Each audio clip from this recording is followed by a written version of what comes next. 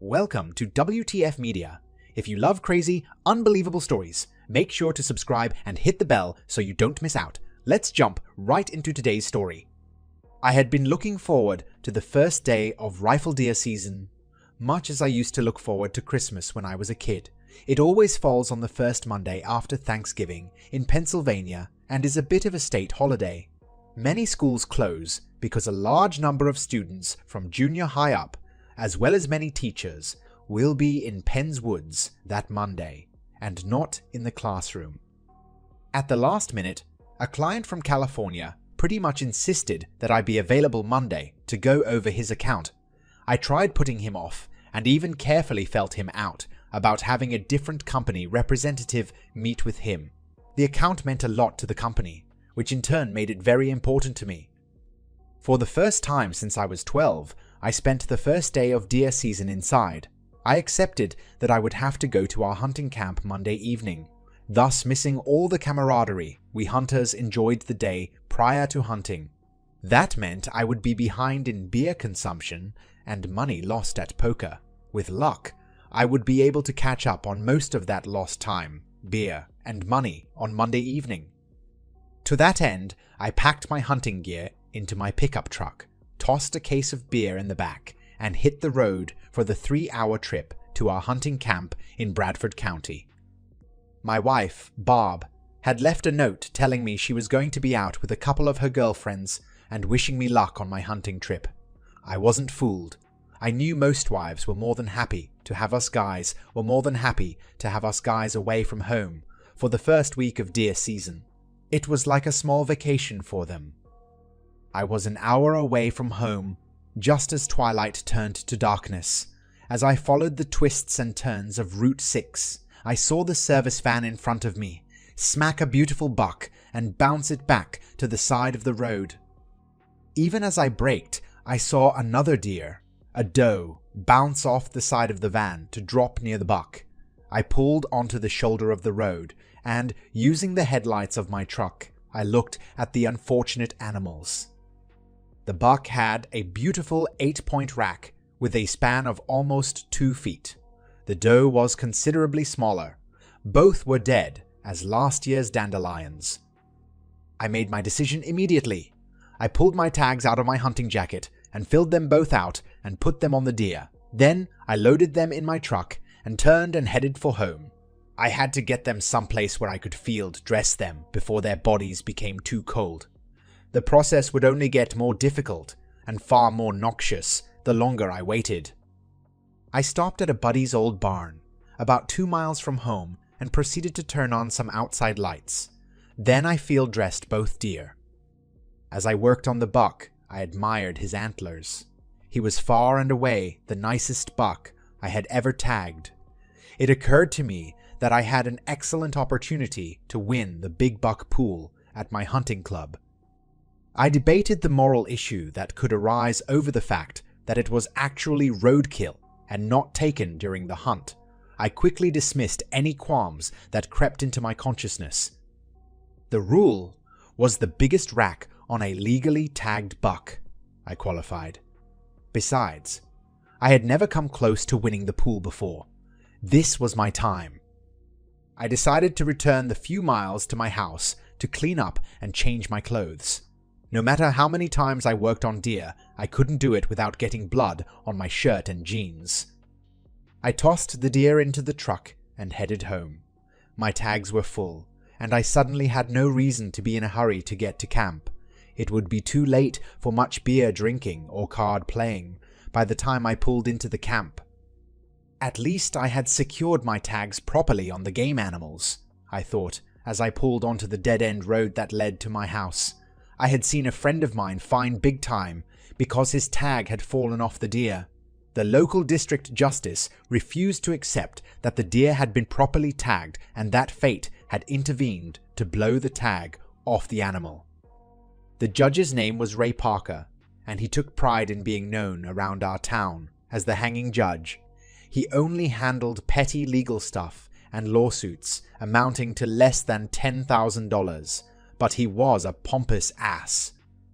Barb was on fairly friendly terms with the asshole's sister. Still, I knew better than to think that would do me any good if I found myself in front of the prick for some hunting or traffic violation. It was after 11 when I pressed my remote to open my garage door. The house was totally dark, so I assumed that Barb was already in bed and probably asleep. I was surprised to see that I couldn't pull into my bay. There was a new Lincoln sitting in my spot. Barb's Jeep was in her usual place.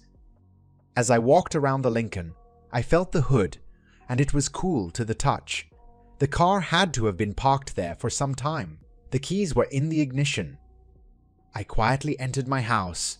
I stood still and listened. The house was dark and very quiet. With more than a small amount of dread, I climbed the stairs that led to the bedroom area. As I approached the master bedroom, I heard loud snoring. I had been sleeping with Barb for 25 years, and she had never snored. My gut started knotting up. I walked through the open doorway to the bedroom. There was enough moonlight to make out 2 human forms on my bed. Then I wondered why the hell I was sneaking around my own goddamn house. I reached over and flicked on the light and waited for a shitstorm that would follow. Neither person even flinched. Barb was sleeping naked with her hand on a man's prick. He had a round beer belly and a lot of hair on his stomach and chest. I reached down and pulled the pillow off his face. It was the fucking hanging judge himself.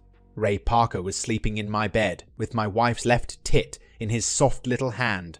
It's funny what goes through a man's mind at times like this. I found myself outraged that my wife had welcomed such a miserable asshole into her bed. Shit, she and I both knew a lot of guys that I would have preferred to have ripping off a piece of her ass from time to time. Then I saw the empty wine bottles on the nightstand. Small wonder turning the bedroom light on had bothered them, not at all. They must have drunk and fucked themselves into a stupor. I went downstairs to get my deer rifle. The next time that fucker woke up, he'd be dead. As I dug around my truck for my rifle and shells, I started thinking about my situation. The husband is always the primary suspect. Hell, if someone else shot the prick, I would probably still be convicted for the murder, simply because I had such a strong motive. I needed to be smarter than that. Then, I noticed the antlers protruding above the side of my truck.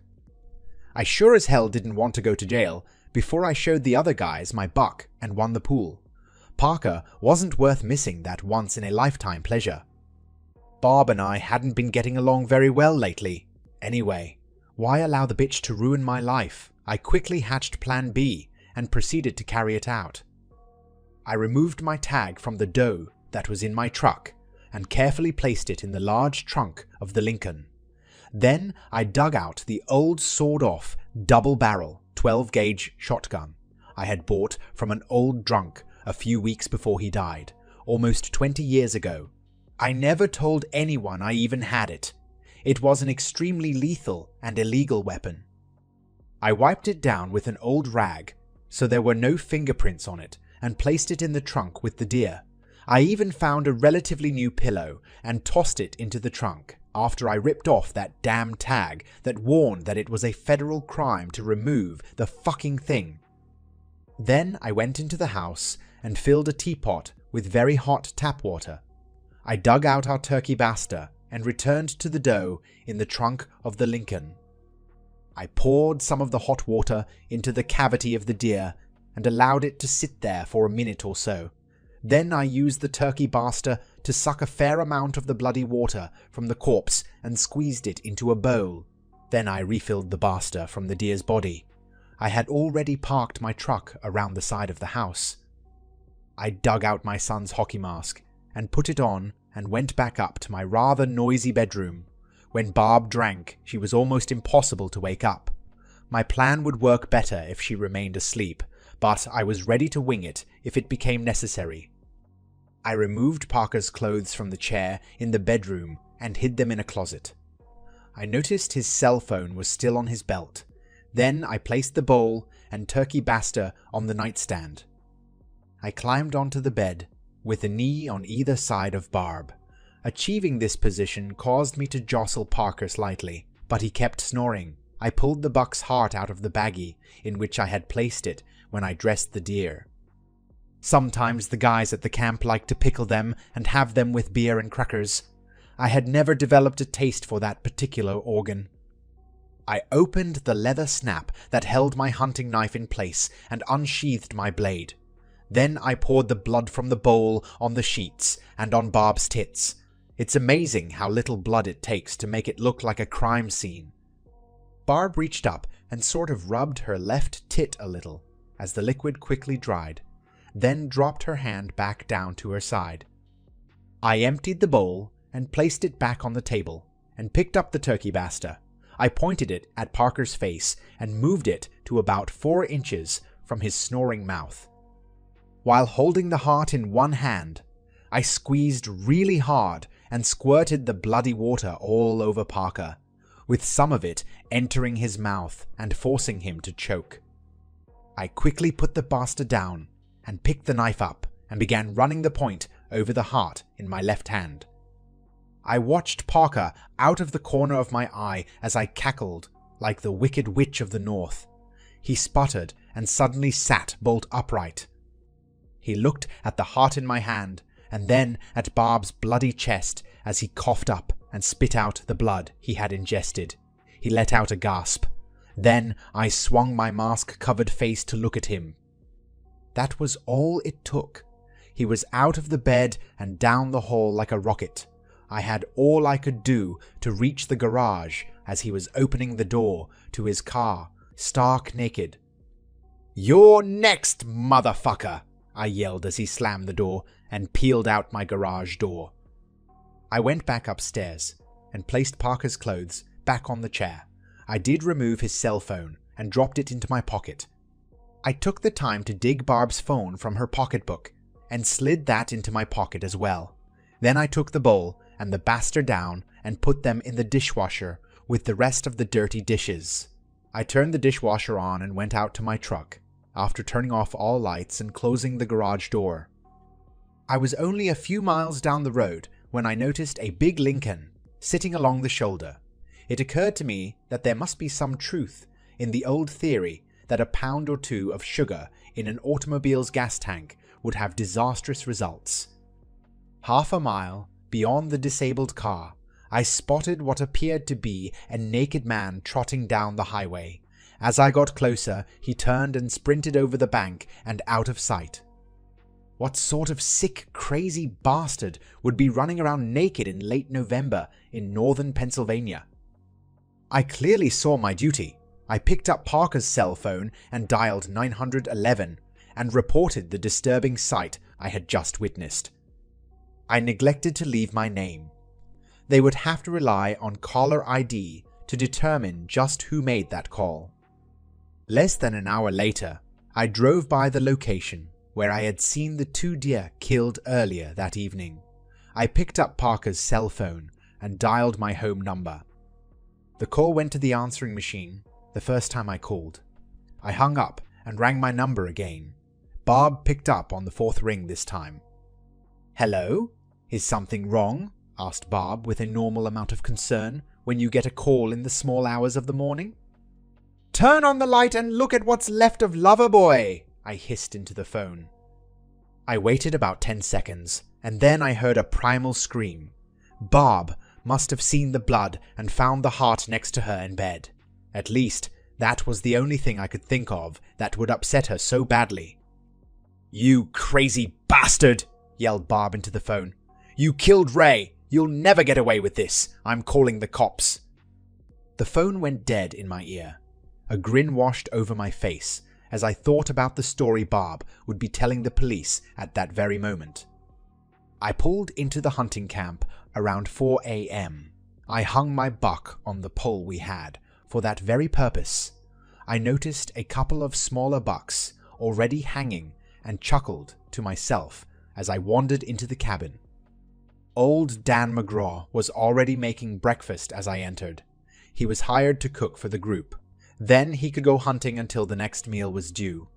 He slid a plate of bacon, eggs, and hash browns in front of me, and I dug in. Tom Burton climbed out of his bed and stepped outside to check the weather. He was gone a minute or so, and then burst back through the door. "Where the hell did you get that buck, Dave?" he demanded. "That's the biggest one I've ever seen." That question caused a mass migration out the front door. Few things give more hope to a hunter than seeing a beautiful buck taken by someone. It renews their hope and fires their imagination. I explained how I had stopped at a friend's around dusk the previous day. I had gone out into the thickest stand of brush and mountain laurel I could find and jumped the big boy. Then, as he ran full speed through the dense growth, I had pulled down on him and fired once. The rest was history. As the other guys pulled on their warm clothes and put on their insulated boots, I undressed and climbed between the sheets in my bunk and fell into a deep sleep. A few hours later, something caused me to awaken. I opened one eye. There in front of me was a head with a state police hat on top of it. "Mr. Reed, I truly hate to interrupt your hunting, but I have a few questions for you," he stated calmly, but with no effort to conceal his sarcasm. I looked at him for a few seconds, and then sat up and itched all the places a man has to scratch when he first wakes up. Then I pulled my pants and shirt on and headed for the coffee pot. "That's a nice buck out there with your tag on it," he began. "Where and when did you get him?" "On a friend's property. The time is on the tag," I responded slowly. "Our state troopers doing game commission work now." "Let's cut to the chase, Mr. Reed. The police in Springville received a call from your wife this morning. She stated that you had killed her lover, who happened to be District Justice Ray Parker. She said you cut out his heart and left it next to her on your bed. To compound the situation, Parker's car was found abandoned about a mile from your house. A search of the automobile revealed a dead deer and a sawed-off shotgun in his trunk. There was also a pillow there with the tag removed," added the trooper as an afterthought. "Ray Parker's body has not been found yet. It's only a matter of time, Mr. Reed. Why don't you make this easy and tell us where you put Parker's body?" insisted the trooper. "Wow, you guys are good," I chuckled. "Skip all the CSI bullshit and get some dumb asshole to confess to a murder when you don't even have a body, a motive, or a weapon." The trooper held up my hunting knife, which was in a plastic bag, and waved it at me as he spoke. "I think I have the murder weapon right here, Mr. Reed. Jealousy is the oldest motive there is. Not many men are very happy when they learn their wife is a round-heeled slut. All we need is Parker's body, and we'll have all we need to send you to prison for a long time." I'm more than a little disappointed in the various law enforcement agencies dealing with this situation, I chuckled to the surprised trooper. "You make a flawed conclusion, and then try to prove that it happened. Then you try to get a confession about what really didn't happen, rather than finding out what actually happened and following the clues to wherever they lead. The last I saw of Ray Parker, he was running out through the woods naked. I'm not sure why. It could be that my ritual of thanking the hunting gods for granting me a trophy buck made him a bit queasy.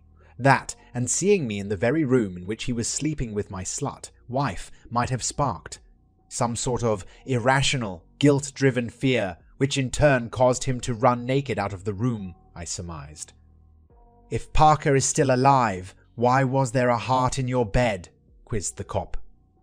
As I stated, I have a ritual I go through when I am blessed with the taking of a large buck.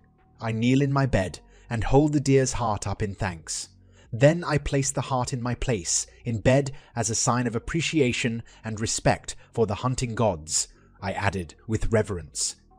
The trooper's walkie-talkie phone thing made a ringing noise at that moment. He stepped outside and spoke in hushed tones for a few minutes. Then he came back inside. Ray Parker was found a half hour ago, wandering naked through the woods. A couple of hunters found him and pointed him toward the road. I guess once they realized who he was, They refused to give him any clothes or guide him out of the woods. They told him they were there to hunt, not to pack fudge, grinned the trooper. I thanked the officer as he returned my knife. He asked me to stop in at the local police station and give a statement. I promised him that I would as soon as I finished my week's hunting. I crawled back into my bunk. Friday afternoon, I stopped at police headquarters. They were pissed that I waited that long to make my statement, but that was no skin off my arse. It seems that Ray Parker accused me of making him believe that I had cut Barb's heart out. He further asserted that I had planted the deer and shotgun in his trunk, and I had even gone so far as to ruin his Lincoln. I have the right to practice worshipping the gods of the hunt in my home, I told the cop asking me questions. If he isn't comfortable with my rituals, he really should stay the fuck out of my bed. Then he wouldn't come into contact with them. As far as the deer and the illegal gun are concerned, I've sat in his courtroom and heard him tell people that they were caught red-handed and that anyone would lie to avoid taking responsibility for their actions. It's time this dumb shit stepped to the plate and took his medicine like a man. I know nothing about any deer, gun, or his fucking ruined car. He has hundreds of enemies. Didn't the trooper tell me that he had a pillow with the tag removed too? That's a federal crime? Check into it. Friday night found myself sleeping in my own bed at home. I felt the bed stir and woke up to find Barb sitting on the edge of the bed near me. She hadn't been around when I had gone to bed. I guess you know that I called our kids and told them to lock their doors. I told them you had gone berserk and killed my lover, and they had to call the police if you showed up at their door, began Barb. I did hear something about that, now that you mention it, I admitted slowly.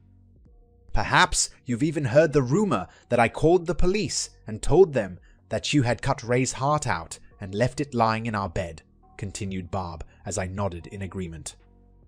I guess you heard that Ray is being charged with some sort of firearms law violation and has been ticketed for transporting an illegal deer and for hunting without a license, continued Barb.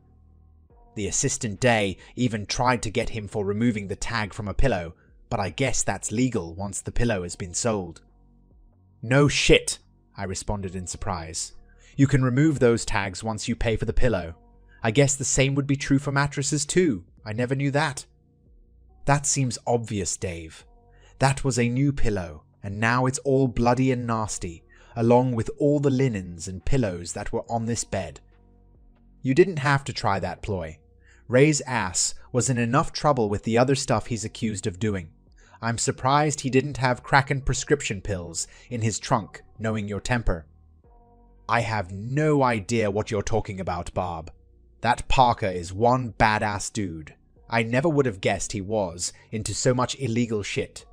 Then I never guessed he was banging my slut wife, so what do I know? I replied. You won't be happy with that slut next to you for very long, Dave, complained Barb. She's been married a couple of times and wasn't able to keep her legs closed. She'll be spreading them for someone else the first time you turn your back. Well, Barb, I've come to accept that to be true for many women. The difference is that I don't expect any better from Doris. She's a slut, but she's a great fuck. Look at these tits, I exclaimed as I pulled back the sheet covering the sleeping woman. I told you a long time ago that if I ever caught you cheating on me, I'd be in your cousin's pants in a heartbeat. You were warned, so don't whine. It doesn't become you, Barb. You got me back good, Dave, admitted Barb. Ray Parker was the only man I ever cheated on you with, and that was only a couple of times. By the time Doris steps out on you, we'll be even, don't you think, Dave? I'll sleep in the guest room until then? I was staying with Susan, but she, my only daughter, made it pretty plain that she thought I was a horrible slut. I never should have called our kids to tell them to lock their doors. They never would have known about my stupidity with Ray, mused Barb. You never would have told them, would you, Dave? You always had a thing about never bad-mouthing me to our kids. You got me to do it myself. I have lost the respect of my husband and my children, all over some pompous asshole. What are you going to do now, Dave? Wait for you to leave the room, then wake up your slut cousin and fuck her ass off, I responded with a grin. That's the end of this story. If you found it engaging, please give it a thumbs up and don't forget to subscribe for more content like this.